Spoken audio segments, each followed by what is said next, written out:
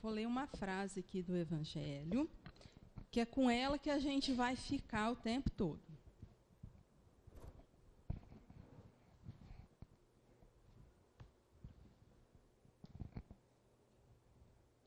Não duvideis mais da bondade de Deus, quando dela vos dá tantas provas.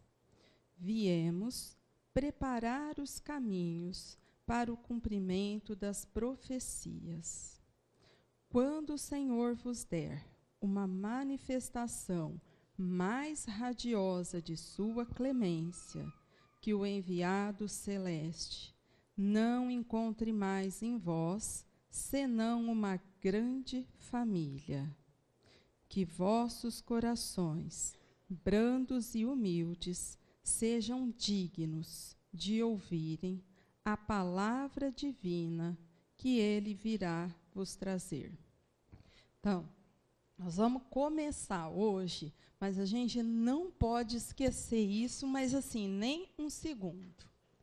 Que todo momento, Deus é a infinita bondade. Que a gente pode confundir o jeito que a gente interpreta as coisas que acontecem. Mas não é porque eu estou num momento difícil que Deus deixou de ser bom.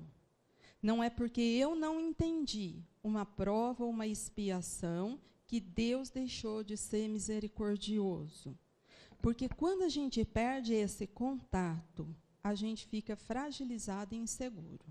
Então, precisamos procurar na vida toda a bondade que já é presente. Porque isso tem que ser uma certeza para nós.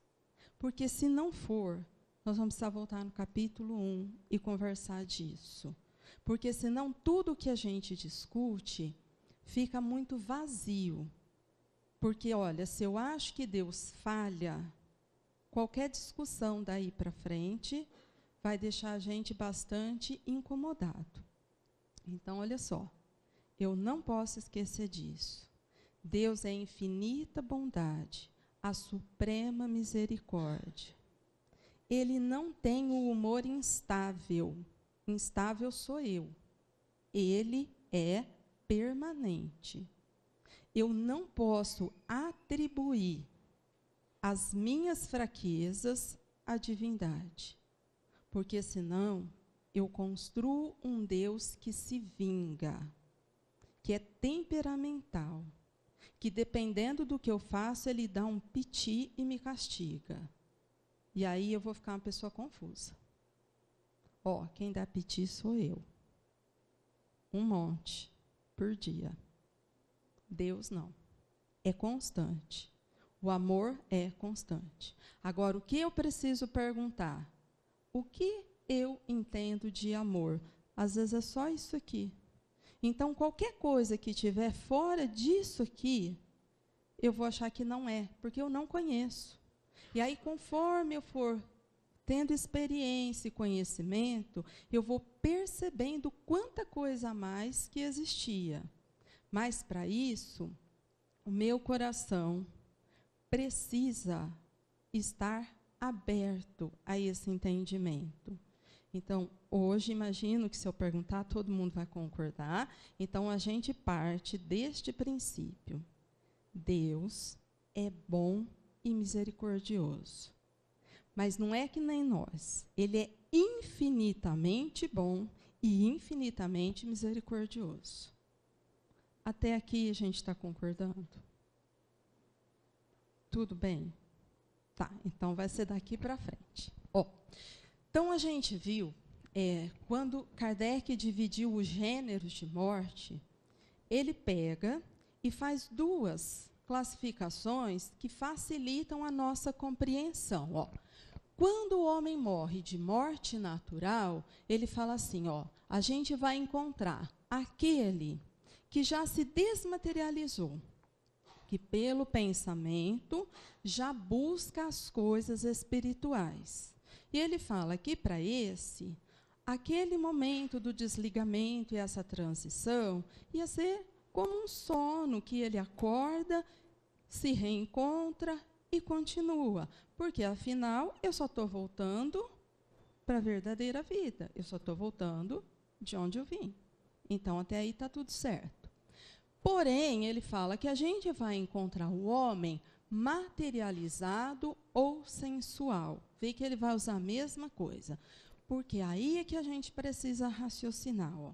O homem materializado é aquele que ainda fica muito atrelado a todas as sensações que a matéria pode trazer. Então, se a gente pensar bem, todos nós vamos ter agora uma questão aqui nesse item. Porque é difícil encontrar entre nós alguém que não tenha um certo apego à matéria, de alguma forma. Então, isso é importante porque eu preciso conhecer o meu funcionamento íntimo. E isso não serve falar assim, ó, não, mas eu já faço tal coisa, eu já ajudo. Eu não estou falando do comportamento aqui fora. Eu preciso entender o que eu penso e como eu lido com as coisas da vida. Que tipo de sentimento eu construo em cada situação. E isso não precisa falar para ninguém, isso é importante para que eu saiba. Eu preciso me conhecer, porque aí eu consigo entender o que acontece comigo. Então, ele fala, ó, são essas duas situações. Depois, ele fala, ó, a gente vai ter a morte violenta. Então, assim, ó, um acidente, aquele mal súbito, assim, estava vivo, agora morreu. Acabou. Não houve um processo. Então, ó, teve o mesmo desligamento gradual, só que isso vai acontecer a partir de que o corpo já não está mais vivo. Só isso que vai mudar. Agora, nós estamos falando do Deus justo. O que é oportunidade de um é de outro. O que ele coloca aqui, que vai ter uma série infinita que varia segundo o conhecimento e progresso moral do espírito. Porque se eu já tenho uma certeza de continuação, vai ser mais rápido eu perceber. Nossa, tem um corpo ali que eu acho que é o meu e que parou, mas eu estou aqui. Então, mas eu já sei que esse corpo de energia é a matriz, que aquele é a cópia, então vai ficar rápido eu entender que eu posso estar diante da morte. Mas se eu não sei disso, eu vou achar que eu estou sonhando, eu vou achar que eu estou tendo um delírio, eu vou ficar meio perdida. Igual quando a gente acorda no meio da noite porque tomou um susto. Você fica meio assim, onde que eu estou? O que está acontecendo? Aí você gasta um tempo e volta. Só que como você está aqui, você reconhece as coisas, você reorganiza e tudo bem. Então, se eu já tenho esse desapego, eu preciso de um tempo, eu reorganizo e tudo continua. Se eu não tenho, eu preciso de um tempo. Então, é isso que ele está colocando. Ó. Agora vai variar o infinito, as possibilidades do que vai acontecer. Por quê? Porque eu dependo de conquista moral, de conhecimento, de merecimento. E aí não tem como a gente falar assim, ó, quando é de acidente acontece isso, quando é disso acontece aquilo. Não tem isso. Isso foi uma fantasia que nós criamos. Porque como a gente é de muita vingança e punição, a gente fica assim, não, é porque foi assim, porque provavelmente na outra vida a pessoa fez aquilo, aí ela teve que passar por isso. Mas a gente não sabe falar de onde que a gente arrumou essa história. É que eu que sou assim. E aí eu quero atribuir isso a Deus, mas Deus é misericordioso, justo e bom. Então, eu preciso ter um cuidado, porque senão eu vou me guiando por coisas que não são verdades. E elas, muitas vezes, me deixam insegura e com medo. Então, dificilmente a gente vai falar da morte com alguém e que a pessoa não tenha medo. Eu tenho medo do que vai acontecer. Por que medo? Porque eu tenho medo desse sofrimento tão falado. Mas qual sofrimento? Porque vai que Deus castiga mesmo, né? Será que tem que cadernão que ele anotou com as coisas que eu falei? Aí a gente vai... começa a entrar numa coisa esquisita. E olha onde a gente vai. No medo do amor infinito. Por isso que eu falo, perde a razão nessa hora. Então, a gente tem que ter um cuidado com isso. Para que agora nós precisamos voltar. Mais. Aí. Então, semana passada a gente já viu do desligamento. Eu sei que é complexo. Para muita gente, talvez tenha sido a primeira vez esse contato. Isso é algo que nós vamos ter que ler, depois ler de novo, familiarizar com os termos, porque senão vai ficando difícil. Mas depois que a gente vai entendendo, vocês vão ver que fica tudo bem. E aí ficou essa pergunta. Então, desligou do corpo, e agora? O que acontece com essa alma depois da morte? Para onde que a gente vai? O que tem depois da morte? Olha lá, falaram aqui, depende. Depende do que, César?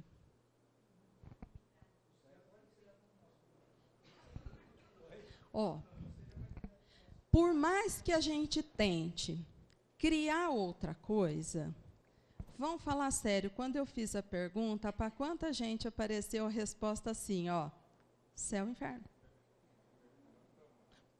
É muito rápido. E nós, por muito tempo, fomos educados, pressionados a acreditar nisso. Então, aí, eu ia até passar disso para continuar o evangelho, mas me falaram que isso já estava incomodando. Eu falei, vai, mais um incômodo, vamos lá. Porque, olha só, infelizmente, o que o espírita fez? Substituiu o inferno? Perfeito. E aí, volta a crença. Se tem um inferno, que é um lugar terrível e de sofrimento, e Deus permite, ele deve curtir o lance, né? Olhar e falar, lá, não obedeceu, olha lá. E aí, que lógica esquisita que a nossa cabeça começa a criar. Quer dizer, é uma lógica que não tem lógica nenhuma. Porque como é que a infinita bondade e misericórdia vê um lugar que só tem sofrimento e fica assim, olha lá, era o primeiro da lista do cadernão preto. Gente, sabe quem faz isso? Vocês já viram o prazer de bom aluno? Quando alguém faz arte, ele fala assim, vou anotar seu nome, a professora mandou. A gente quer fazer esse jogo com Deus, isso é muito infantil. É infantil, e a gente faz. Mas aí o pior, a gente acredita que ele entra nessa. Como se Deus fosse uma pessoa, né, que está ali sentada e no fim do dia a gente entrega a lista dos que fizeram arte. Então, é nosso isso. E isso eu preciso ter cuidado. Então, vamos lá. Então, Kardec já havia perguntado isso, Um lugar circunscrito no universo está destinado às penas e aos gozos dos espíritos de acordo com os seus méritos? Então, assim, tem um lugar para onde vai os bons e um lugar para onde vai aqueles que erraram? E aí eles respondem, já respondemos a essa pergunta. As penas e os gozos são inerentes ao grau de perfeição do espírito. Cada um traz em si mesmo o princípio de sua própria felicidade ou infelicidade. E como eles estão por toda parte, nenhum lugar circunscrito ou fechado se destina a uns ou a outros.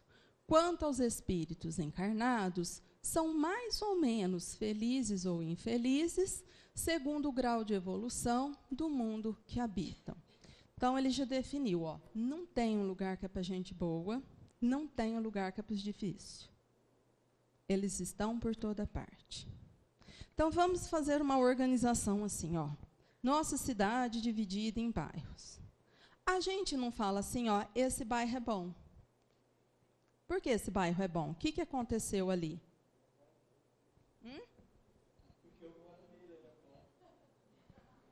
Eu não acho que todo mundo tem essa referência. Por que, às vezes, um lugar é bom e o outro não é bom? É a estrutura? Eu vou falar sério. A minha vizinhança é excelente. De verdade. Eu moro num lugar que eu tenho uma vizinhança extremamente religiosa. Eles são todos parentes, um vai na casa do outro. Agora, no fim do ano, tem reza toda semana. O lugar que eu moro é muito bom. Quem mais aqui mora num lugar muito bom na cidade? Tem mais gente que mora num lugar muito bom. Por que esse lugar ficou muito bom? O que juntou ali?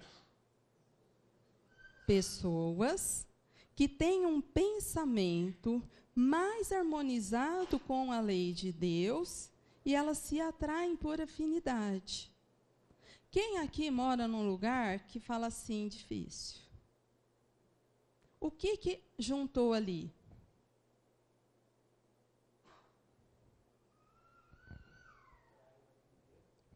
Então, pessoas que, por alguma questão, se desarmonizam com a lei. E, por afinidade, muitas vezes a gente fica perto. Porque, olha só, se não tem gente que vai conversar daquilo nesse espaço ali, eu não tenho afinidade com aquilo, eu acabo não indo. Eu posso ir até alguns dias, depois eu não vou mais, eu não gosto deste, então eu não volto. Então, o que ele falou, os bons e os maus, eles podem estar em toda parte, não tem um lugar certo, mas eles vão se agrupar por afinidade. Então, agora imagina o seguinte, a gente agrupa por afinidade pessoas que têm muita revolta, muito ódio, que conversam frequentemente de assuntos que envolvem sentimentos difíceis. Aí eles resolvem lá construir um clube disso. E todo final de semana encontra, e o teor de conversação é esse. Quando você for visitar esse ambiente, qual será a sua impressão?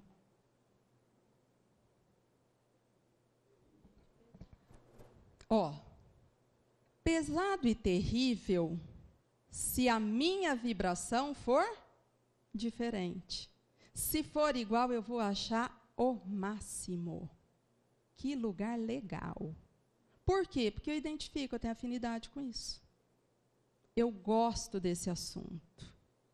É assim que eu sinto prazer. Mórbido, mas é assim que eu sinto. Agora, o que não tem afinidade com esse lugar vai falar assim, um ambiente difícil. Eu fui lá, fiquei um pouco, mas não deu.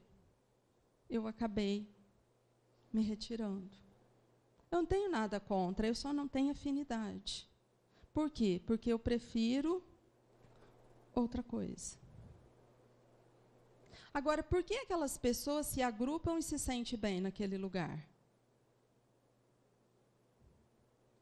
O que elas têm em comum? Afinidade. Então, por que a gente juntou ali? Por afinidade. Só que, lembra que a gente já falou, o pensamento constrói o tempo todo. Se ali naquele ambiente, o tempo todo, a gente só pensa em situações difíceis, de desequilíbrio, vai se estruturando naquele lugar um ambiente construído com energias bastante densas e difíceis, de sentimentos que desarmonizam, que nos colocam numa situação, muitas vezes, de desesperança e revolta, porque o ambiente está daquela forma. E, infelizmente, a maioria de nós tem muita facilidade com esse tipo de assunto. Então, quando a gente passa por uma situação da vida que está difícil e nos traz revolta, vê que, às vezes, a gente fala assim, lá em casa a coisa está difícil. O ambiente está pesado. Tudo vira briga e discussão. Eu estou entendendo, mas eu vejo que eu estou ali inserida. E aí eu tenho que fazer um esforço consciente de como sanear aquele ambiente. Porque, senão, eu envolvo toda hora naquela irritação, naquela discussão, e tem hora que você não sabe nem por que mais. E é uma coisa da gente sentir. Está difícil. Eu sinto mal ali.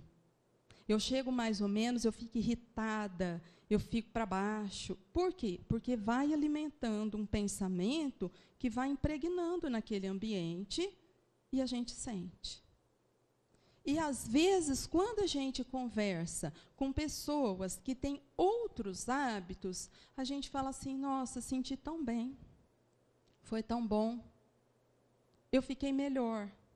Então, porque se lá o hábito é outro, a criação é outra, eu também vou registrar. Só que eu não consigo manter um ambiente bom e harmonioso também sem um esforço consciente. Porque é nosso, diante de alguns desafios, a irritação e a revolta. Então, se não for lucidamente, olha, não, gente, espera aí. Deus é justo e bom, e eu preciso entender. Então, eu vou harmonizar de novo o pensamento. Esse é o meu funcionamento. Então, se eu não fizer isso, daqui a pouquinho, a afinidade, aqui, ó. Fala.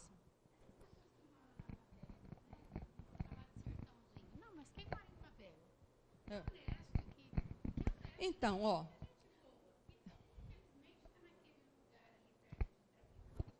Então, mas é assim, ó, eu estou falando sério, eu moro num lugar muito bom, mas perto de mim tem traficante.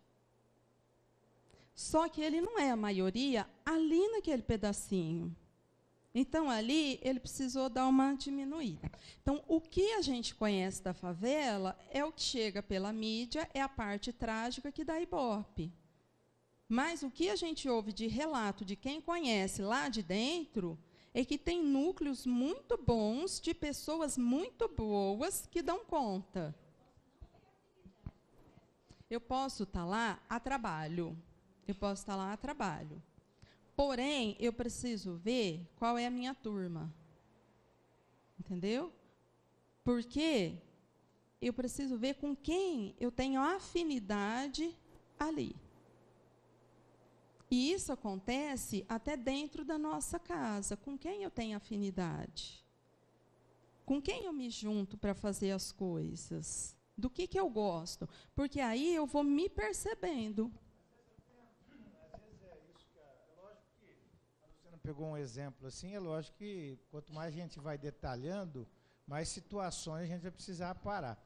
Mas mesmo a gente vê, às vezes as pessoas moram numa grande cidade onde é muito corrido. Aí vem para uma cidade como Sertãozinho, que é bem tranquilo. Não consegue.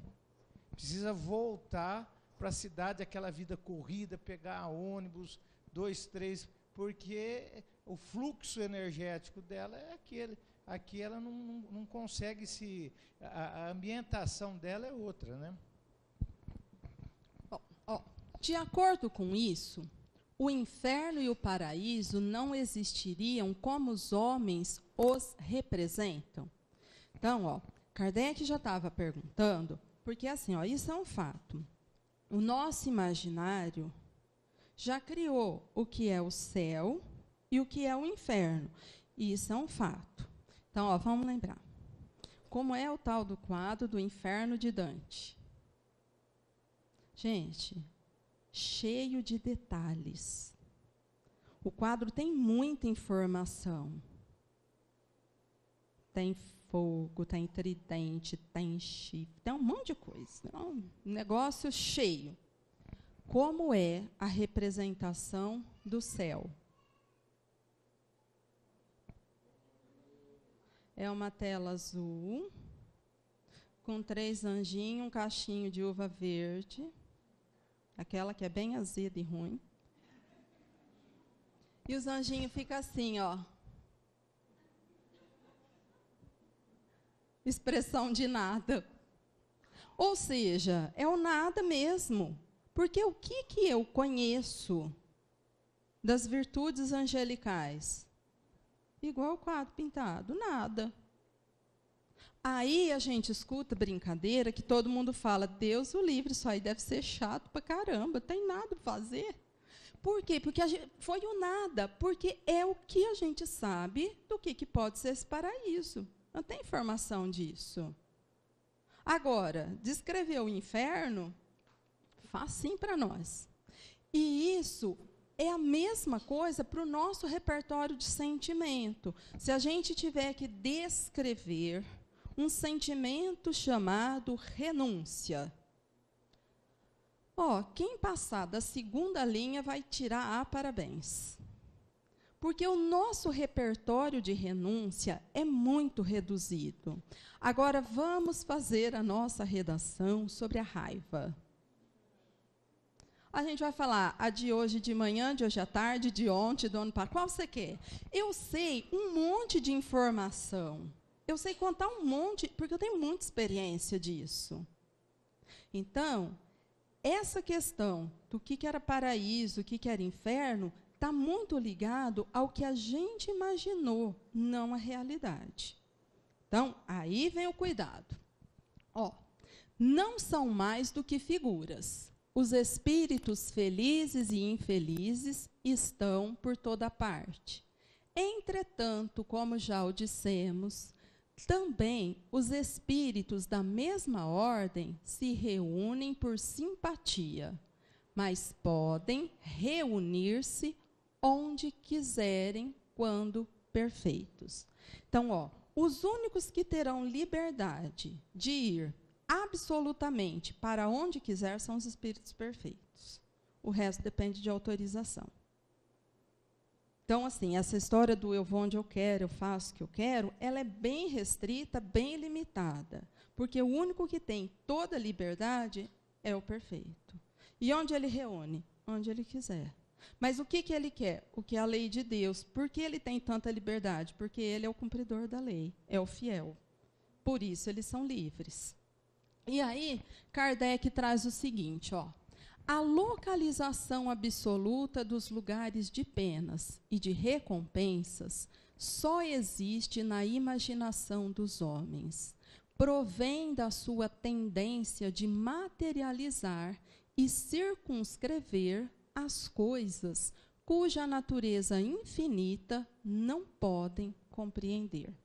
Então, Kardec acabou de falar assim, com muita delicadeza, não tem céu, não tem inferno. Isso é uma criação do homem. Não é assim que funciona.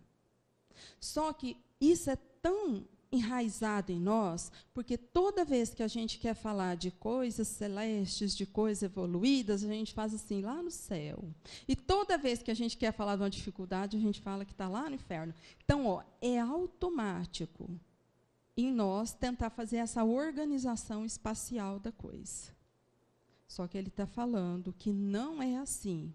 E essa coisa forte e circunscrita nós fizemos pela nossa dificuldade. Porque nos faltam ainda sentidos para compreender essa grandiosidade.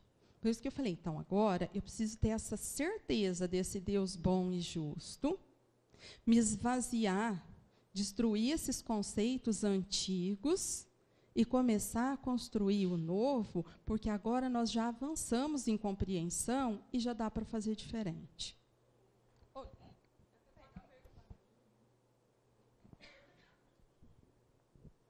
É que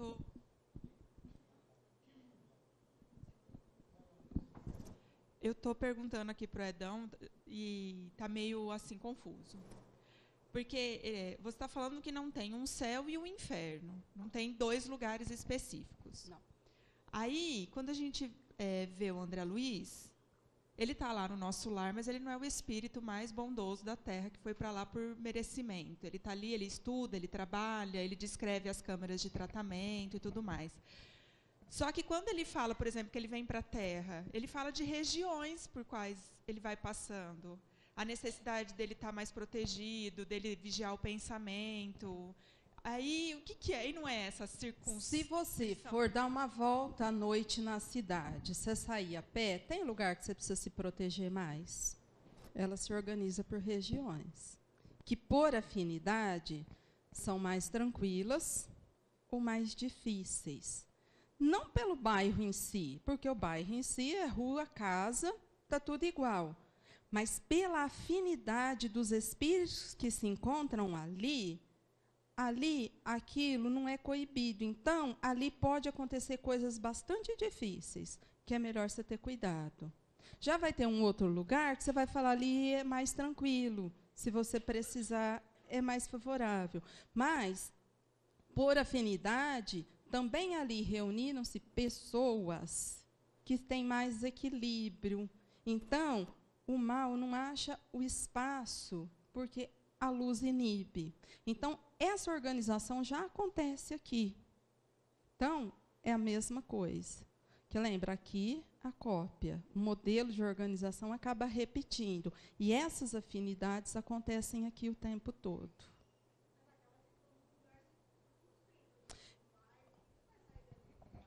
Então, mas a gente tem experiência aqui na cidade de bairro que já foi muito bom.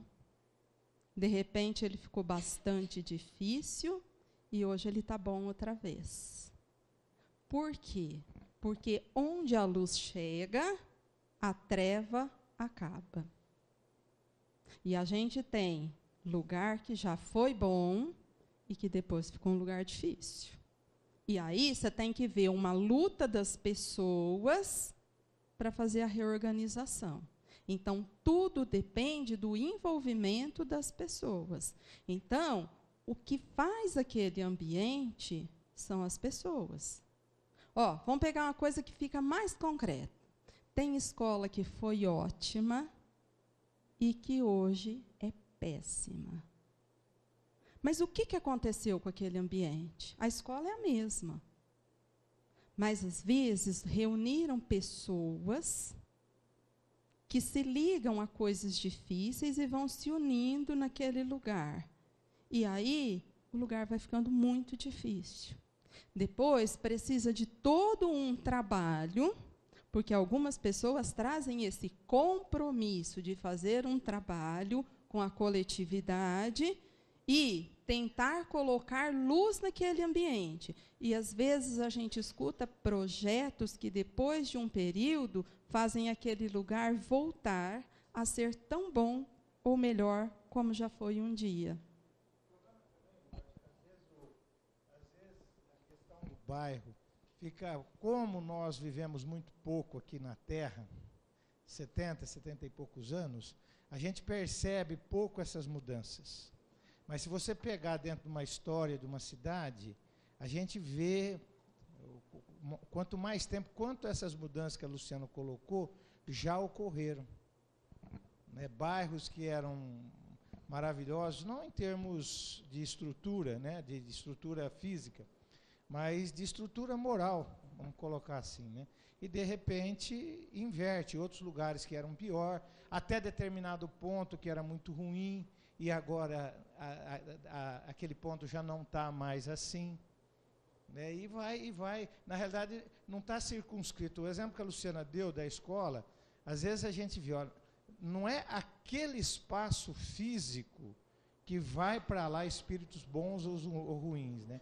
Tem um dado momento que naquele espaço físico existem ali alunos muito bons, e daí 50, 60, 70 anos, naquele espaço já não são mais aqueles alunos. São outros alunos que não são tão bons quanto aqueles que foram há 50, 70, 100 anos atrás. Né? Ó, e quando eu estava falando, porque assim, nós vamos buscar agora em André Luiz como ele vai, então, esclarecer essa história do umbral. Então, eu precisava dessa discussão para a gente entender o quanto a gente lê o que ele escreve querendo enxergar inferno. E, hora nenhuma, ele está falando do inferno. Mas, de verdade, às vezes a gente conversa com espíritas que têm certeza que umbral é inferno. E não é isso que ele está falando. Então, se eu não desmanchar isso, desconstruir esse entendimento equivocado, eu vou achar que o que ele está descrevendo o inferno. E aí, por incrível que pareça, a gente consegue ler e interpretar com a lente que a gente está usando. E aí fica tudo distorcido. Então, fala, Ana.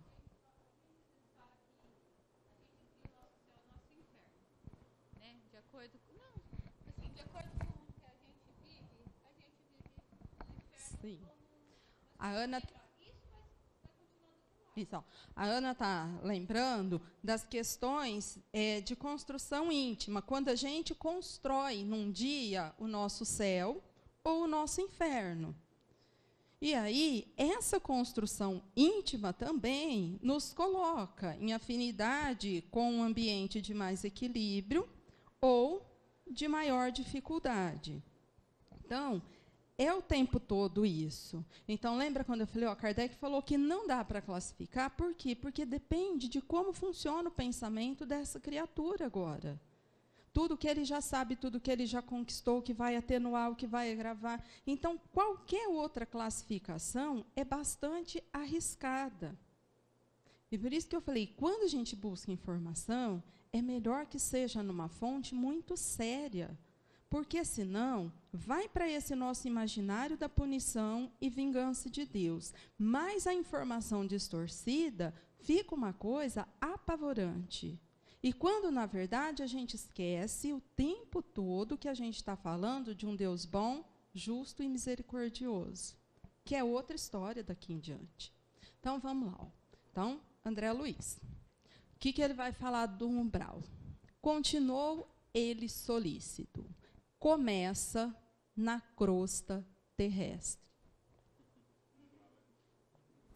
Gente, vamos combinar. Se a gente pensar assim, umbral começa aqui. É uma informação chocante ou vocês vão falar assim, é verdade. E tem alguns pontos em cada cidade, em cada lugar, que ele fica até mais denso, que é quase que abrir a porteirinha do inferno para entrar. Por quê? Porque a gente sabe, aqui nesse espaço, tem violência, tem desrespeito, tem abuso, tem situações muito difíceis. E a gente imaginando que precisava de outro lugar para fazer inferno. Então ele já falou, começa aqui.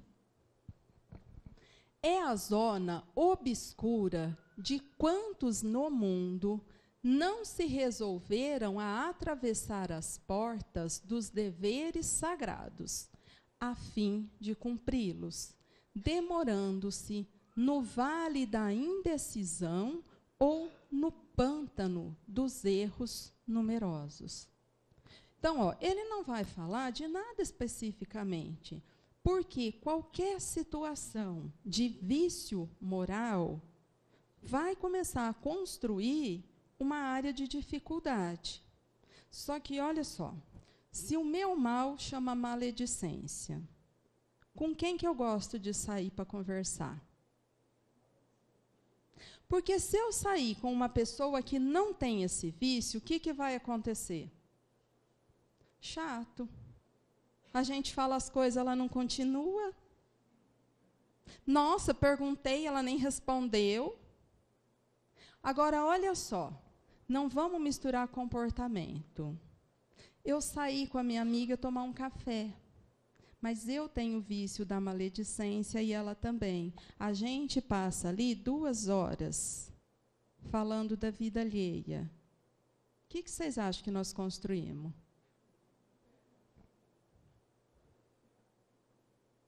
Porque eu não estou cumprindo o dever moral que a lei de Deus me ensina. Então, não adianta a gente ficar pensando, lá na Cracolândia. Não, porque senão eu não vou usar o evangelho em mim. Não adianta eu julgar o que está lá, eu não sei, lá é com ele. Agora, se eu não vigiar, esse vício da maledicência é facinho de fazer. E esse eu escorrego bastante. Então, isso tem que ser na minha vida, não pode ser na do outro. O umbral funciona, portanto, como região destinada a esgotamento de resíduos mentais, uma espécie de zona purgatorial, onde se queima a prestação, o material deteriorado das ilusões que a criatura adquiriu por atacado, menosprezando o sublime ensejo de uma existência terrena. Vamos dizer assim, é o escapamento do perispírito. Tudo que eu penso vai gerando construções. Se eu faço muito isso de coisas difíceis, eu fico impregnada dessa construção. Então, eu tenho muita coisa pesada. Então, isso agora precisa ir se drenando. Então, ele fala, essa zona é importante nessa hora que isso precisa ir embora. Só que o que a gente precisa prestar atenção, ele fala assim, material deteriorado das ilusões. Quem se salvou dessas ilusões? Entenderam por que a gente assusta com ele? Porque a ilusão é uma coisa nossa. Fazer confusão com as coisas e ficar lutando por coisas que são extremamente materiais e que não são o objetivo real da nossa vida, é muito nosso.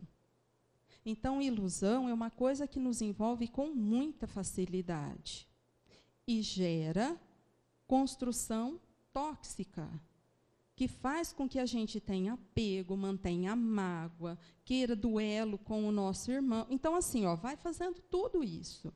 Então, é uma coisa nossa. Só que aí ele fala assim, que a gente adquire isso por atacado. O que ele está querendo falar? Que a gente faz pouco ou muito? Dá para fazer a conta de hoje, quantas coisas a gente construiu que está ligada às nossas ilusões? Hoje, só hoje.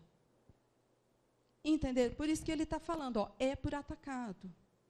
Então, acaba sendo uma zona importante, porque eu preciso de me livrar dessa coisa densa que eu carrego em mim. O umbral é região de profundo interesse para quem esteja na Terra. Como agora ele mudou. Profundo interesse para quem está aqui. Concentra-se aí tudo o que não tem finalidade para a vida superior. Representam fileiras de habitantes do umbral, companheiros imediatos dos homens encarnados, separados deles apenas por leis vibratórias. Ou seja, qual a diferença de quem está no umbral com a gente? Só a vibração. A gente na matéria mais densa e eles, como sem o corpo, agora com o perispírito, só um pouco mais sutil. Porque nessa fase eles ainda estão com o perispírito bastante denso, precisando drenar situações que muitas vezes eles acham bastante interessante nos acompanhar, porque se meu vício da maledicência é igualzinho o dele, que acabou de ir, mas permanece maledicente, porque é assim que ele funciona, ele vai adorar compartilhar mais um pouquinho do vício comigo, porque era aqui que ele achava prazer. Lu, eu ainda estou parada numa coisa que você falou lá atrás. Com relação à sintonia, né? Eu tenho uma dificuldade muito grande com a crítica. E aí, quando eu estou com tudo muito tumultuado com relação a isso, eu procuro algumas pessoas que eu sei que vão me mostrar o outro lado. Eu não procuro, na questão da sintonia, alguém que também tem essa dificuldade. E aí? É muito pelo contrário, acaba me incomodando muito se tem a mesma dificuldade. Isso já é um processo da sua luta de mudança, porque agora você já identificou em você a crítica como um problema. Porque você já entendeu, quem critica não é indulgente. Quem não é indulgente não vai perdoar. Quem não perdoa não vai ser caridoso. Então, como você tem essa lucidez e entendeu, a hora que você pega, você volta. E uma das melhores maneiras é isso, olha, eu estou precisando de alguém que contraponha, que me mostre o outro ponto para eu sair da crítica. Eu preciso de uma leitura que não alimente a minha revolta, e sim a confiança nessa justiça infinita.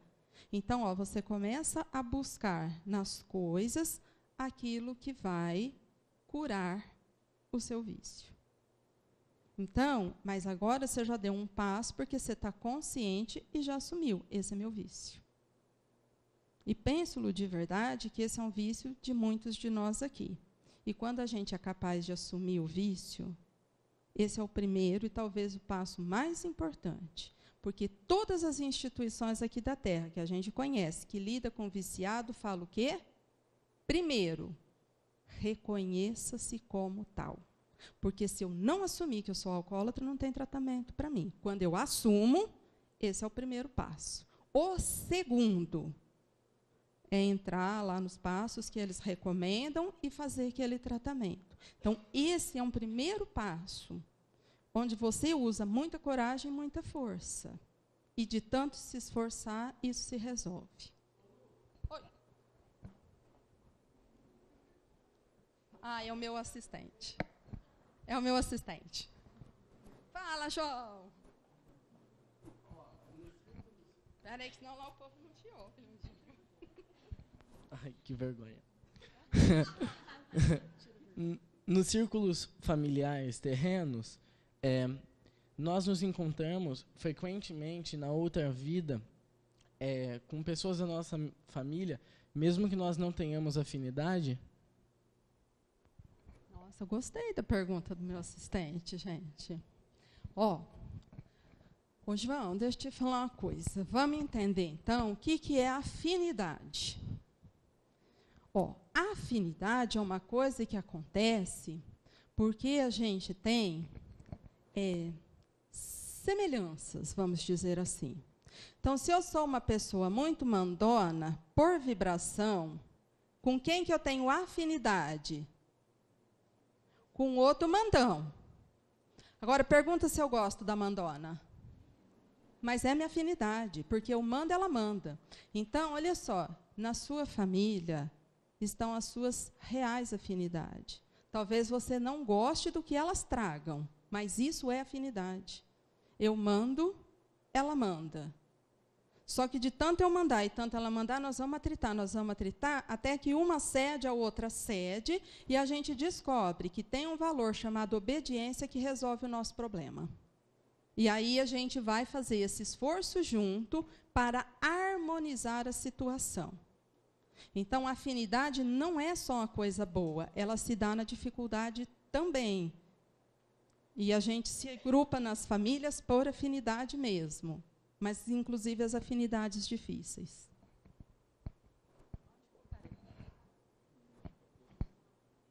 Ah, tá, só li o começo? Então, vamos lá. Concentra-se aí tudo que não tem finalidade para a vida superior.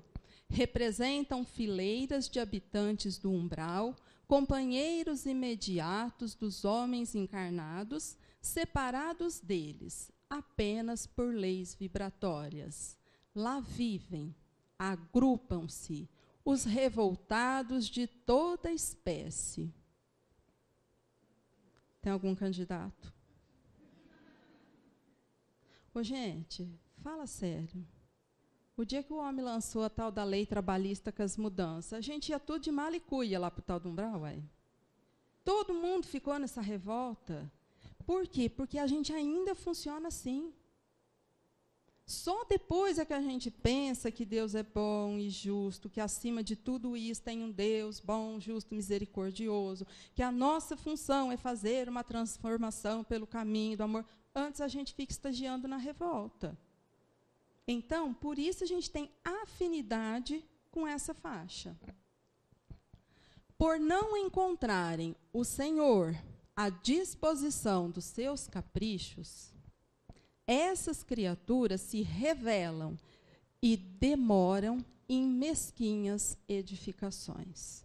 Então, olha só, a mesma dificuldade que nós aqui temos de mudar transformar sentimento, a gente continua tendo lá.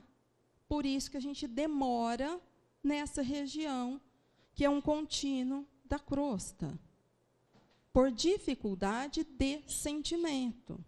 Então, ó, a gente vive falando de justiça, bondade, mas fala sério, a hora que você escuta essas coisas de mudança, o que na hora acorda dentro de nós? Revolta, raiva, inconformação, desesperança. Aí, a gente precisa fazer um esforço para retomar o equilíbrio. Por isso que ele falou, é no atacado que a gente envolve na ilusão. Então, se a gente não fica lúcido, parece assim, ó, o Brasil está desgovernado, a coisa vai dar tudo errado, esse homem vai fazer o que ele quer. Gente, não vai fazer o que quer. Mal é mal, ele manda nele. Como é que vai mandar? Então, mas por que será que a gente tem que enfrentar essa mudança toda? Será que está abalando a nossa relação com coisas materiais? Abala o conceito que a gente tem de que é trabalho? Ó, vai abalando um monte de coisas que agora eu preciso questionar. Nossa, era legal, teve um tempo que com 40 anos o povo aposentava. Pensa se isso tem lógica. Não, mas é a lei. Qual lei? A lei de quem que falou isso? Ah, do homem.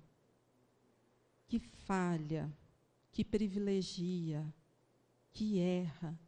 Que espírito bom você conhece que parou de trabalhar e está aposentado? Vou fazer uma prece para Nossa Senhora. Não, filha, para mim não, o meu guichê fechou, deu a hora. Já passei o dedo, digital. Que hora que ela trabalha? Por quanto tempo trabalha? Então, olha só, o meu conceito do que é trabalho e por quanto tempo se trabalha vai ser abalado. Só que, infelizmente, na nossa imaturidade, vem sempre com muita pressão externa. Então, lembra como o Leon Denis falou? A dor é uma lei de educação e equilíbrio, necessária à nossa imaturidade. Então, por um tempo, ainda eu preciso disso. Acabou. Ó, então, ficou mais ou menos para a gente entender que o umbral é só essa continuação, que está relacionado com construção do tipo de sentimento que a gente tem. Então, olha só, de verdade falando, a gente consegue construir lá no nosso quarto o nosso umbralzinho particular? Facinho. Mas você consegue fazer o contrário dele também? Entender como entra e sai dele? É isso que tem no pós-morte. Simplesmente o que eu sou capaz de construir. Ou não. De acordo com aquilo que eu já conquistei. Ah, mas e o resto daqueles horrores? Agora, vamos combinar? De verdade, quando a gente tem muita raiva, a nossa cabeça não é capaz de construir cenas trágicas, tenebrosas. Quando escapa, a gente até fala para o outro assim, ó, eu vou arrancar a sua língua. Ô, gente, imagina que imagem é essa? E a gente fala. Eu quero te arrastar pelo cabelo. E vocês vão falar que sou eu que sou louca e dar umas escapadas dessa. Então, ó, para eu falar, meu pensamento já construiu. Essa imagem tem em mim. Entenderam por que umbral é triste? Porque as minhas construções estão lá. E é com elas que eu vou ficar. Porque elas são minhas. Mas eu já estou com elas aqui. Aí nós vamos entender, graças a Deus, que o corpo físico me limita. E eu tenho a chance de não ter tanto contato com isso e fazer diferente. Isso chama misericórdia divina. Aí, a hora que o corpo tem uma dorzinha, a gente briga com ele e fica reclamando de Deus. Porque a gente não tem noção do que essa bondade infinita faz para a gente trocar um passo e crescer. Essa é a gravidade da nossa maturidade. Semana que vem a gente continua.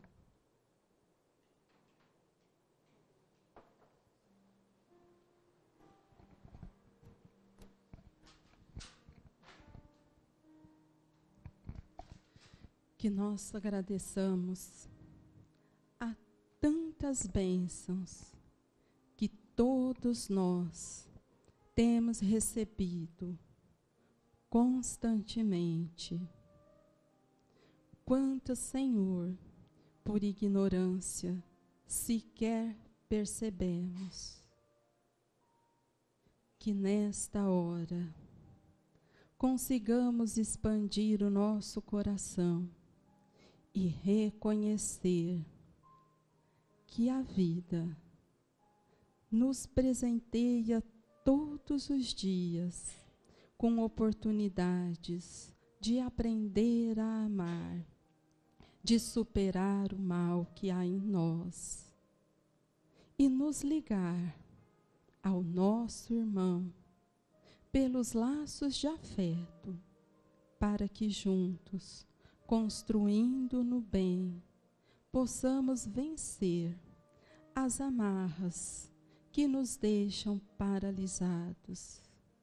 Que diante do bem e do amor, o nosso esforço seja cada dia maior, para que pelo sacrifício, renúncia e devotamento, possamos fazer brilhar todo o bem que já existe em nós.